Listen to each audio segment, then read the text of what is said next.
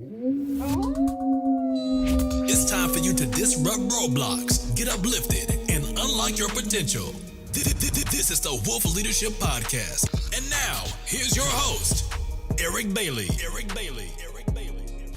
Well, everyone, and welcome back to another episode of The Den. And for those of you who might be just joining in, The Den is for anyone who is looking for that personal development, that growth, that learning and getting tools and strategies to uplift your mindset and become a better version of yourself. And in this episode, we are focusing on dealing with change.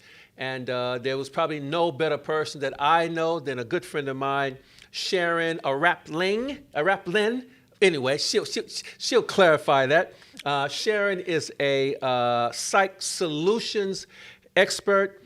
She's a principal trainer of her company.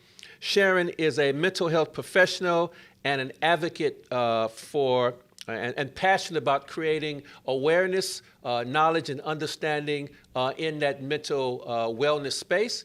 And with what we're going through right now with the floods and with war and with just change around the world, I thought it'd be fantastic to get her into the den. So Sharon, welcome to the show.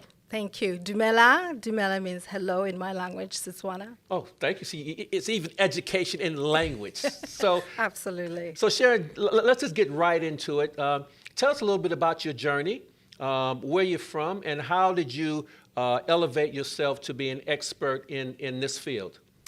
Well, I come from a very small village in the southern part of my country called Botswana. I don't know if you know where Botswana is, but we are right next to South Africa, right on top of South Africa, and surrounded by many other countries. 2.5 million people, so it is small. We are, in fact, as big as or as small as the population of Brisbane almost. Wow. So I came to this land trying to seek trying to seek answers, really, for things that happen in life. You know, I wanted to understand why people do the things that they do. I wanted to understand human behavior. I wanted to, somehow I was hoping that I will learn so much that I'll be able to change people's behaviors or influence change. Because if you can have that superpower to influence people's behavior change, imagine what you can achieve in life, what the world will be like. So I came here at 19 years old to study psychology, and I've since completed my psychology degrees and did my master's in behavior management at Bond University. Mental health, change, human behavior, wellness is what I do. It's what I do. I always remember when I was 15 years old, back in my high school, I would write letters from my friends to their boyfriends. They would come to me for advice. I was the wise counselor. I was the one who people came when they had issues. So really wanting to be able to influence and create safe spaces is my journey, and I'm so glad that I have been able to have a very clear vision of my life since I was very young, and that I can be here at this time, at this moment, influencing change and doing the things that I'm really passionate about. And how did you set up your company and your company? What sort of things do you sort of specialize in? So Psyched Solutions Consultancy is my company, and I work with workplaces, organizations and businesses. We talk about mental health and mental health awareness. We look at the mental health and well-being strategies, their policies. I train them around mental health first aid, basically about creating safe places in our workplaces so that people, your staff, the leaders of organizations, the stakeholders, people can come into a workplace and be who they are, the whole of self, and show up knowing that people around them will support them. So I call this, one of the most tenets of my company is around Ubuntu. I am because we are. I have an absolute belief that we as human beings have that influence on each other, and if we recognize our interconnectedness, our Ubuntu, which is that African philosophy that I am because we are, our connectedness, we would be able to achieve so much together. So we're creating communities of wellness warriors is what I call. That's basically what I do. I change perceptions about things that people don't want to talk about. You can't change what you don't acknowledge. Yep. So being able to have conversations that are uncomfortable. Mental health is a conversation that is very uncomfortable, but it shouldn't be. Issues of cultural diversity are conversations that makes people uneasy, but it shouldn't be. So I bring these topics on the table, and I talk to people about harnessing the power of all of that. When we know better, we do better. And we create a community that is connected, that recognizes each other, and we thrive together. It might be like an utopian type of thinking, but I grew up in the village, right? I know when people are working together for a common good. I know what can happen. It's not just about the resources, it's about us. It's about people. It's the connections of people that makes the difference. Wherever you are, whether it's a company, it's a business, in the university sector, in the community sector, wherever it is, in the family, it's about people and the relationships with each other. For those of you who are sitting and watching this taping, I wish you were here to feel the passion and the emotion and the authenticity of what sharing is giving us. And that's what Wolf Leadership is about. And that's why we have designed these podcasts and these shows so that people can hear this information and actually run with it and connect to it. And as you were talking, I was thinking about myself as a young boy in South Central Los Angeles coming up as a child.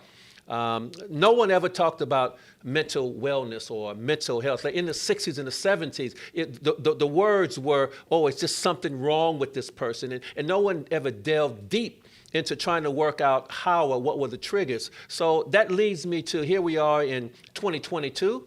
Can you talk about some of the misconceptions, the thought processes, the language, what people actually think, or the myths about mental wellness? You've heard it where people say crazy. They're crazy people. Oh, those people, they kill people. And every single time you hear something on television, on the media around mental health, what often comes in, it's often a story where there's been an absolute tragedy and people saying, oh, they're just using a mental health card. So when it's you and I just out there, or my son or my friends out in the home and they're struggling, their perception of what could happen to them is a perception of that serial killer, is a perception of that other something so terrible. It feels to be, it's scary. It's a scary space because yes, mental health issues are scary to the individual experiencing it, but many people don't go around killing people. Many people don't go around running around naked, doing some what people are terming crazy. Many people look just like you and me, and they're struggling. You know why? Because life happens. Life happens to all of us. No one is immune to any mental health issues. No one in this world is immune to mental health issues because life happens. You could lose your parents, you could lose somebody close to you, you can struggle at work, you can struggle, have some physical health issues that you're not able to go out there and do the things that you are used to do. And when things like that happens, it overwhelms us. Especially when something is on top of each other, Look at what happened in the last 2 years with COVID-19. Can you imagine what we all have been collectively, what we've been going through?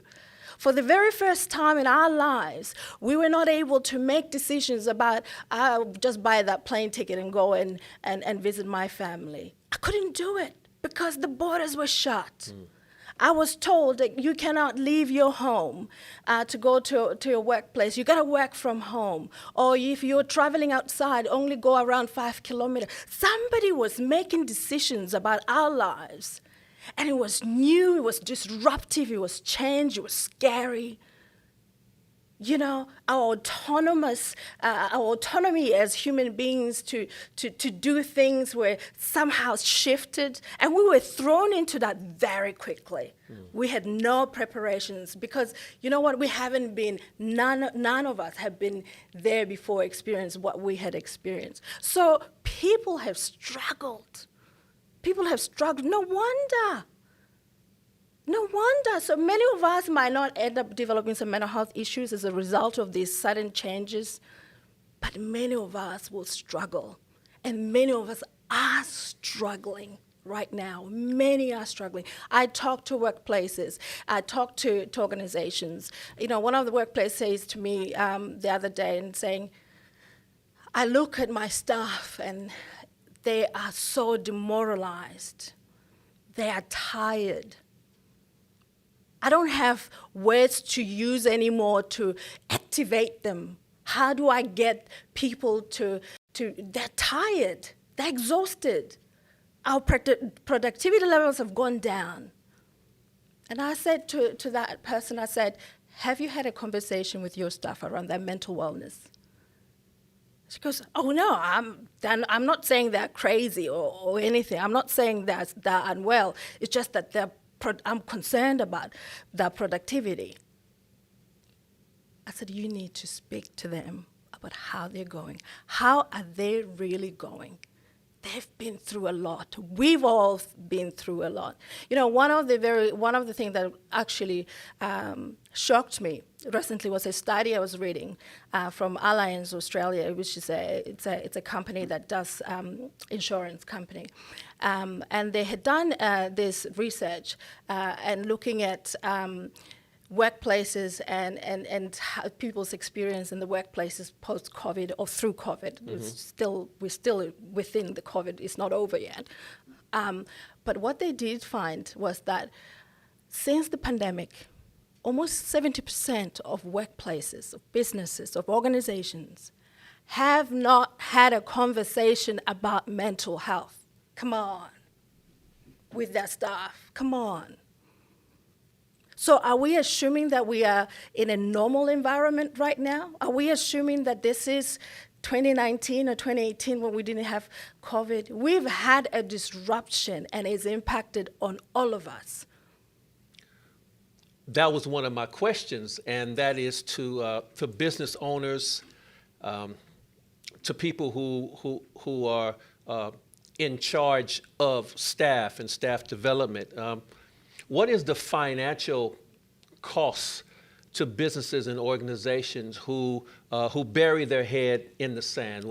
What is the financial cost to companies and organizations with proper recruitment if they don't have an environment where they are having these conversations, or they don't have the training and they're not investing some of their training or some of their dollars in making sure that their staff are strong enough to handle the mental barrage of things that are happening? Can you talk a little bit about that? Billions and billions of dollars. I mean, it's massive. It's massive loss.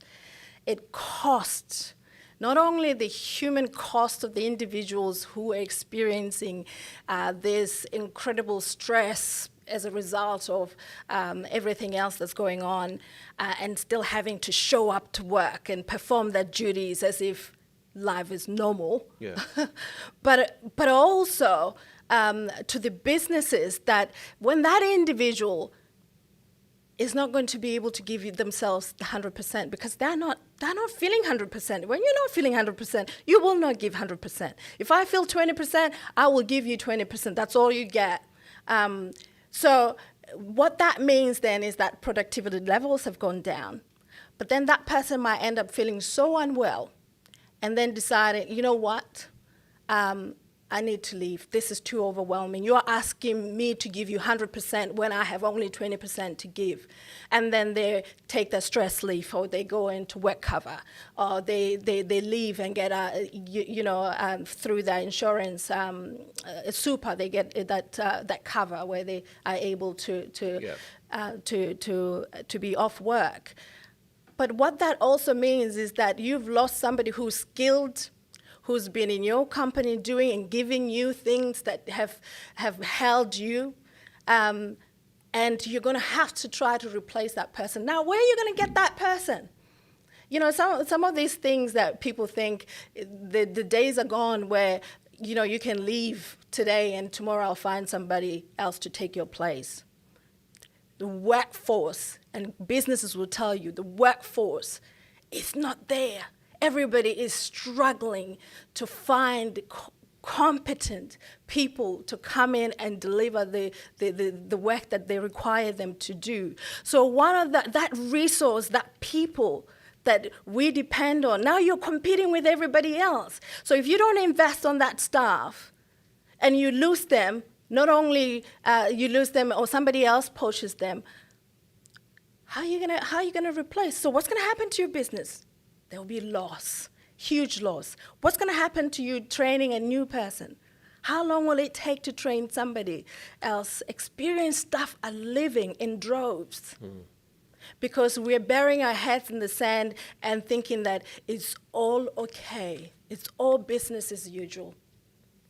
And I'm here to tell every single business owner out there, every single organization, that is not business as usual. You said something before when we were talking, sort of, you know, before we actually started filming, and that was you were explaining a friend of yours who has a couple of businesses, totally lost because of the flooding, and you were just talking about the ripple effect of not just that business. Can you highlight or just go into a little bit of that, and then talk about the mental side of what not only the owners are, but the people who actually lost their jobs behind that? Yeah. You see, COVID not only impacted and that change on the individuals, but especially for the businesses, some of them we know became catalysts. They got lost in the whole changes. They could not survive because people were not coming through the doors anymore. And people had to let go of businesses. And then just recently, we also, on top of all of that, we had the floods. And this friend of mine, who was a small business owner, 3 businesses in one area completely flooded right up to the top, the roof, lost everything. And as I was supporting her through this and watching just everything unfold, and when she's not only thinking about herself, about the things that she's lost, the people who come here to work in that area, even her customers. She was thinking about the people, people that come here and have that coffee every day before they start their work. I'm not able to provide that to them. I'm not able to give them that opportunity. But also, it's the people who she buys the products from, who no longer can at this time give her and sell to her the products. They will be struggling. So the ripple effects, and when you walk around, and there are many streets around Brisbane, we walk around Brisbane, many streets, many small business owners who have lost everything. And the ripple effects is not just that mental load and pain of having to deal with the loss of everything, but with the impacts of others. Who are associated with that, and even for me, who was an expert in this field, I was impacted by it. It was heavy on me, and when I was struggling with dealing with supporting her through that, and I had to keep thinking about her, and it's like, if it's that heavy on me, How heavy is it for her? How heavy is it for all the people who passes by in the streets and see and remember how that place looked like when the floods and the water was up the roof? Mm. And there's many others. So I could tell you, we cannot put our heads in the sand any longer and think mental health is something that's, that's for those people over there. Yeah. The faces of mental health issues are faces that you and I and our viewers know. Right. Well, this is what I want to say right now. You're watching this. You are now going to receive some information that you will be able to incorporate within your staff, within your company, within your organization immediately. You might be hesitant into signing off the check for a structured program, or you might be one of those business owners or someone who just right now don't feel that it's necessary to actually have something structured. So Sharon, I'm going to ask you to look right down the barrel of that camera over there.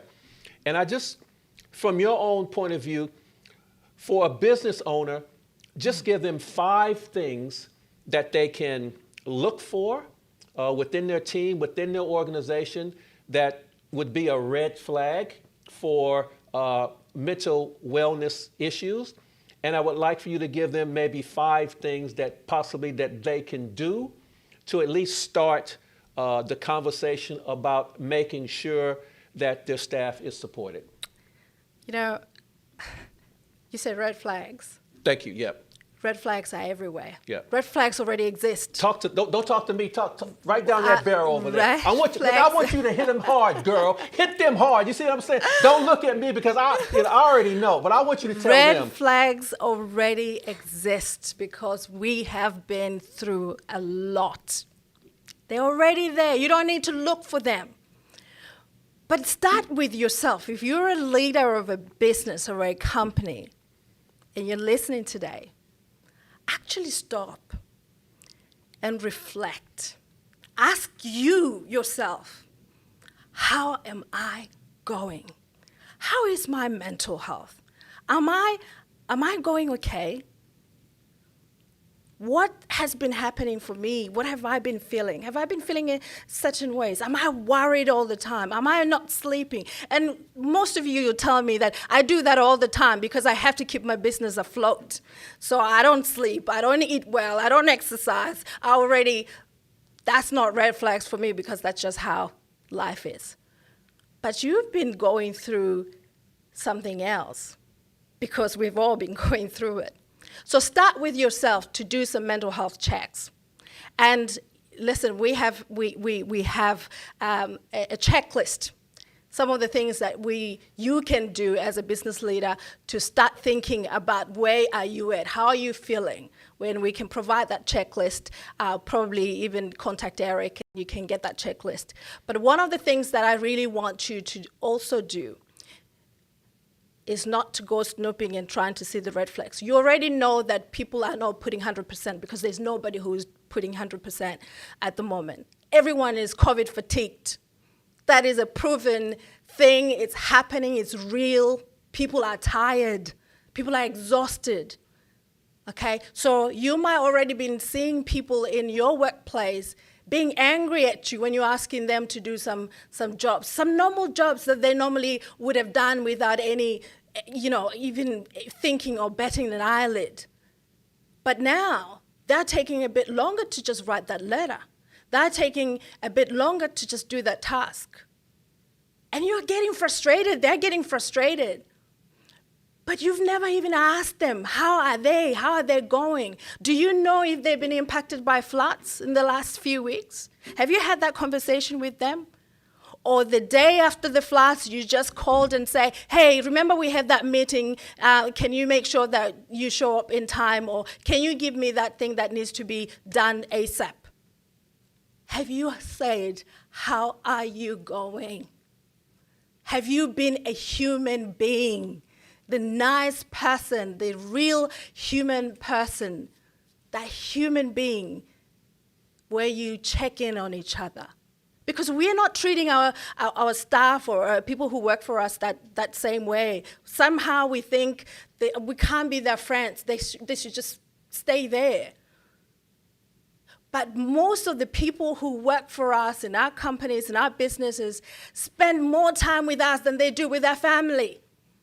So they are the closest people in our lives. And in fact, we depend on them for us to have that meal at the end of the day. We depend on them for us to be able to pay our bills at the end of the day. We depend on them for all of us to be able to thrive. It's not just because you're paying them. It's a reciprocation. It's a you give, you take. It's in this together. In this together. Go and have a conversation with each of the staff member, each of the people that you work with. Ask them, how are you?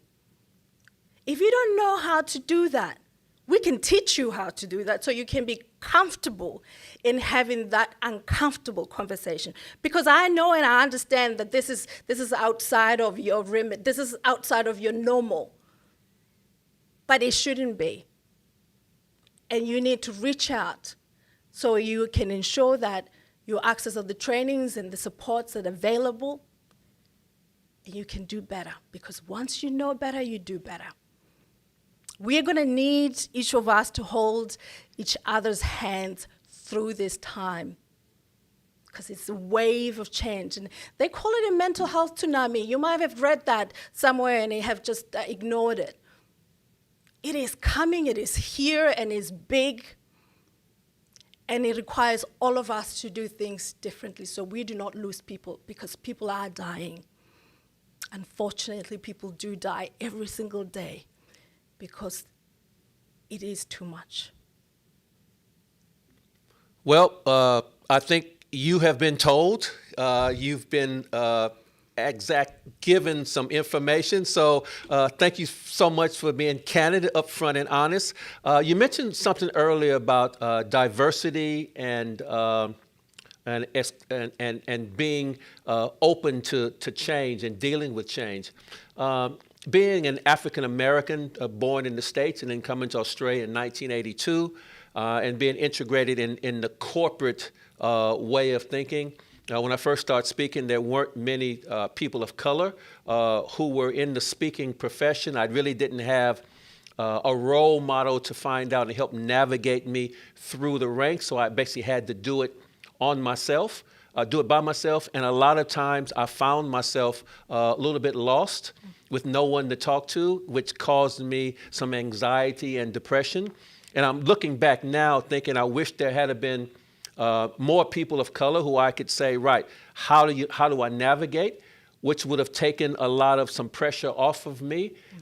In your travels and in what you are seeing, how do you feel by having that diversity, whether it's race or creed or religion or gender in the workplace? How do you think that rubs off on other members or other people within the organization? I always say diversity is a strength, and it's an incredible strength. And it's a strength that all of us have to harness.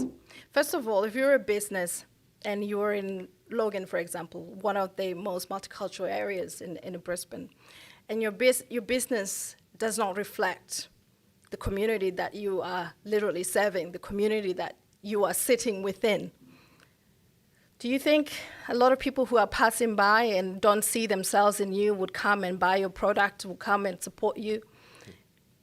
Nah. Some might, but some might look around and say, I don't see myself here. So which means you're losing in an area where, Australia, almost 50% of Australian population has one parent born overseas or they've been born overseas themselves. Wow. How is our workplaces reflecting the diversity of Australia? How are we harnessing the incredible depth of experiences, worldly experiences, global experiences, to strengthen our businesses, to strengthen our organizations, to have connections. I mean, here, I can go to the world, to any country, in most of the countries around the world right now, and I would know someone there, because that's the strength of having the world here, right in our community. People, the links, the incredible links, business opportunities.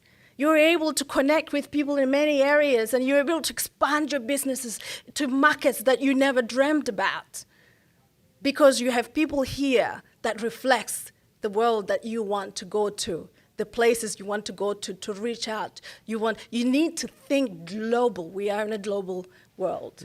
And the strength of diversity will hold you up, and you will succeed and thrive when you open yourself up to opportunities beyond. Don't be afraid to say, oh, but I've never really interacted with a black person before.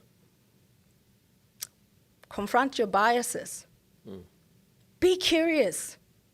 It's not about to me to teach you how to connect with me. I'm just a human being. Yeah. You connect with people where you see people. There's a saying in my language. Also, they do say it in Zulu. Sawubona. In my language, you say "Ngiyakubona," which means I see you. So when people, this is a greeting. When people crosses each other and see each other in the village, they say, rather than just hello, it's I see you. When you see the person, you see them, who they are, what they present to you as who they are. You don't make judgments about what's going on there. If you want to know, you ask. But you see them for who they are to you and how they navigate the world. Let us be curious human beings, and let's recognize the strengths of each other. So that is the strength of diversity. If companies out there were to adopt this kind of thinking with diversity and dealing with change, how do you feel that would empower organizations and grow in their productivity and raise the level of their businesses and successes of their businesses? Oh, huge. In terms of wellness, for example, where I come from, there are a number of activities that we do to promote wellness. Activities that, have been done by our grandparents, by our ancestors. Activities that are grounded in wisdom. Even just here, there are First Nations people, Aboriginal and Torres Strait Islander people, the things that they do, their connections to Earth, to Mother Earth, and the things around them. Imagine if you have all of that in your space, in your office. And when you're talking about wellness, you are led by those who have experienced and know from ancient cultures. And you are able to create an environment that you can tap onto that strength. You would thrive. You would feel, but that's when the culture of your workplace says, here is a safe space. When we are able to tap into diversity, not only is it positive for businesses, as I said before, you can be able to expand globally with the links that you create with people coming from everywhere around the world. But also even just here in your suburbs. Yeah. You are able to say to people around you, people from all backgrounds can come and work for you. So you're struggling with the workforce, and there is a workforce that is sitting there and saying, we can't find jobs because, people are discriminating against us. And you're sitting there and saying, I can't find people. Where are you looking?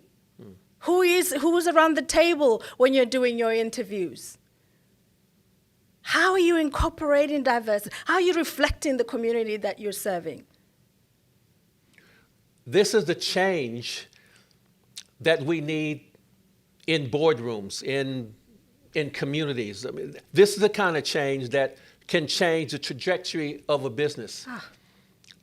With change and dealing with change, what would be your advice for a company, an organization, or just a person who is looking at changing their philosophies or changing their mindset or changing their view or changing the way that they view life? Like what would be, what's your philosophy? What would you tell someone who is struggling with abandoning their stinking thinking and adopt a more visionary, positive, imaginary view on life and change? You cannot do it alone. You cannot do it alone. Because if you could do it alone, you would have already done it. You can't change what you don't see. This has been your perception of the world, this has been your perception of how you deal with your business. Me telling you to go and employ more people of color is not going to change how you actually treat those people and what the ingrained thinking that you already have that had stopped you from employing those people in the first place. So you cannot do it alone. You need to seek a mentor, a coach. You need to seek somebody to walk with you, alongside you, give you the tools you need to succeed.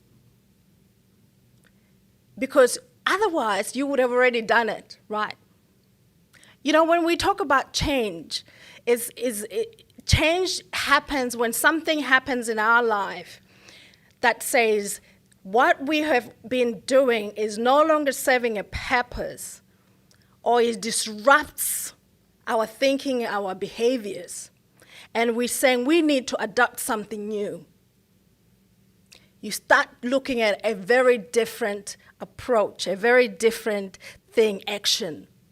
In businesses, I always say to people, even go back to your visions and missions. You know, some of us have these incredible, big, beautiful, inclusive words, and then we come to your workplace or your business, and it's not inclusive. So that means there is a disconnection with what you thought you are about with exactly what's happening in your place. So adopting this reflective practice and really reaching out and saying, listen, I know that I want to get there. I want to harness that strength that you've been talking about. I want my staff to come to work and feel that I can support them. I want them to feel like this is a village where I am because we are, because we really are. I want that. Now, I need some help to be able to ensure that I get that. This is my 5-year vision. It doesn't have to happen tomorrow because it's not going to happen tomorrow. Because this is a cultural change. Change takes time. Especially now when we've been disrupted, even just our ability to think about what I need to put now and tomorrow is already, it's like, oh, what if it doesn't happen? So what if the world changes again? What if another pandemic happens? So our ability to quickly adapt to change has already been disrupted. And we have to firstly acknowledge that and recognize the time frames that things could happen and be able to sit with someone who is an expert in that field, whatever it is that you need, and get the coaching and the support you need, because you cannot do it alone. So Wolf Leadership prides itself on being able to have world-class facilitators who can walk into any boardroom, any training center, anywhere in the world, and provide that specific training. How important or how crucial do you feel that it is for all organizations, small, medium, or large, to have external workshops and trainers who are qualified, passionate, and actually locked in with diverse cultural background and experience to walk in and actually add value and improve the culture and the workplace? I think that is absolutely crucial. It's critical. And I know that people in workplaces, business is already struggling. So they will be thinking, oh, I'll invest in another training that I have to invest in. You have to be able to see the value in it. First of all, you do the work yourself. Reflective practice. Where are you at? What do you want? How are you all going? Have you talked to your staff? Have you talked to your management team? Have you talked to your board? How is everybody going? So you do the audit yourself before you call Wolf Leadership and saying, I need help. Because by the time you get here, you should be able to do the work. You should be able to be committed and being frank and open. Everything has to be on the table if you want change. It is critical for every organization to have somebody to walk alongside them through this change. Something else I'm passionate about is making sure that our young people in our high schools and primary schools are well supported.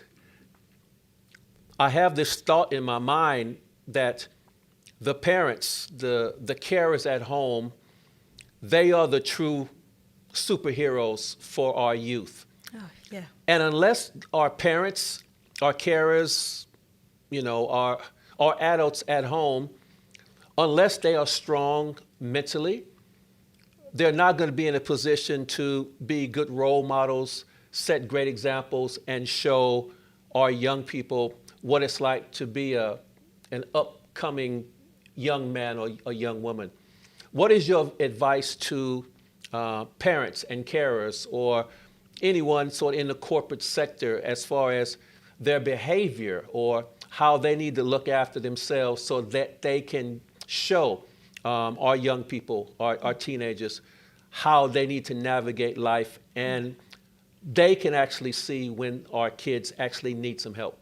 I think you can't be what you can't see. So we can't expect our kids and our young people to do something that they don't see themselves in, or don't even see. We talk to them about spending time with each other, but mom is always on the phone and not actually finding the time to spend with the child. They would gravitate to those who can spend time with them outside the home. They will gravitate to whatever it is that they think they need. So, we all know that parents or caregivers are the critical role models for our young people. And being able to look after ourselves, being able to set those examples. And when it's tough, this is where, here I am today, if there's anything you get from this conversation, is that you cannot do life alone because we're never meant to do life alone. You cannot do it alone. Reach out for support because support is there. Either it's a training or you reach out to, if it's a mental health support, you reach out for mental health support. There are organizations that can provide that support. Reach out to go to your doctor. There's helplines. There is a plethora of support systems that exist that you need to tap into in order to do the best you can, and give yourself the chance, give you the chance to be able to do the best you can for not only yourself, but for your family, for your children. Because when they see that, when your young people see that in a community, and they feel that you care, you ask them how they're doing. I talked to my son who's 12, about to be 13, going to 18. I talked to him about feelings, about how he feels and what's happening in his life, and about his friends. He knows about depression. When I'm not feeling well, it's, are you okay, Mom? How are you doing? How's your day been? And he sits there and look at me, and we have that conversation. It's teaching our young boys to be emotionally connected. It's okay to feel unsettled. It's okay to feel this way. You can talk to me about that. We don't want people to be crying alone in the bathrooms anymore. If we have created a community and places where we can support each other. If I'm struggling and I'm able to say to you, actually not feeling really well, and then you can take me aside and we can sit down and have a conversation. We're not just about the dollars and the cents. We're not concerned overly about the business running. We care about it, but we really, really, really care about your people and your staff. We care about how they are traveling in life. We care about how they take their experience at work and they take it home to their families. We care about the influence that they can have on their kids because that's the next generation. For me personally, this has been a hard-hitting topic because I have grandkids and I have a daughter. And throughout my life, I've always wanted to make sure that I was always a great example. And some of the things that I've heard today actually strengthens my resolve. And I just want to say thank you, Sharon, for sharing your knowledge, your experience, and definitely your passion with the audience. I feel that the information that you've given today will far exceed the expectations that I even thought. On a final note, if you could maybe just tell our audiences how they can contact you, or if they want to reach out to you for some questions, maybe you can be able to give them some questions, give them some answers to some things that might be something that's going through their heads. Thank you. We no longer carry those cards, right? Where you give people a business card. You say, you find me on LinkedIn, or you find me. I do have a social media presence. So if people do want to know a bit more about what I do, they can find me and link with me through that way. But they can also contact Wolf Leadership, and I'll be there, and they can contact me through that. But can I also finish off in saying, this conversation might and could have brought a whole lot of things for people who are listening today, and feelings that are uncomfortable, feelings that I feel a bit tough because it's been a tough conversation. It's a conversation that we don't normally have these type of conversations in our normal life, but it's a conversations that we must have. So if you do need to reach out for support, please call Lifeline. Please talk to your GP if you're struggling. Please reach out to Beyond Blue, and reach out to, there's a Multicultural Connect line if you're from a culturally and linguistically diverse background. There is coronavirus helplines. There is a number of helplines that are out there, and support that is out there. As I said, do not do this alone. Reach out for support. Thanks so much, Sharon. And one final thing is I'm going to go off script here for a second, and I'm just going to put you on the spot. And I just feel connected with your conversation, your message. I am going to ask you, would you like to become our mental wellness facilitator here at Wolf Leadership? Because I think it's a perfect fit. I believe your message and your passion is in line with our other facilitators, and I would just like to throw that out there to see if it would be something that you would like to. I'll be honored. All right, that's it. Well, you heard it first here in the den. I've got my editors here. I've got my director sitting over there going, well, no one told me about this, that you were going to be inviting people to join that team. But anyway, I'll take the brunt of whatever happens from now. Thank you so much. To all of you out there, thank you so much for joining in. Share this, like this, follow us on YouTube, follow us on our podcast, follow us on social media. We're going to be coming back to you next month with a different topic. Peace, be blessed, stay safe, and remember, your mind is a terrible thing to waste. Thank you for listening to the Wolf Leadership Podcast. Be sure to rate and subscribe to our podcast on your favorite podcast listening platform. If you're looking to take your leadership to the next level, hit us directly at inquire@wolfleadership.com.au or call 1-300-870-002. You can also check out our website at wolfleadership.com.au and follow us on Instagram at wolf.leadership. We'll see you here next time.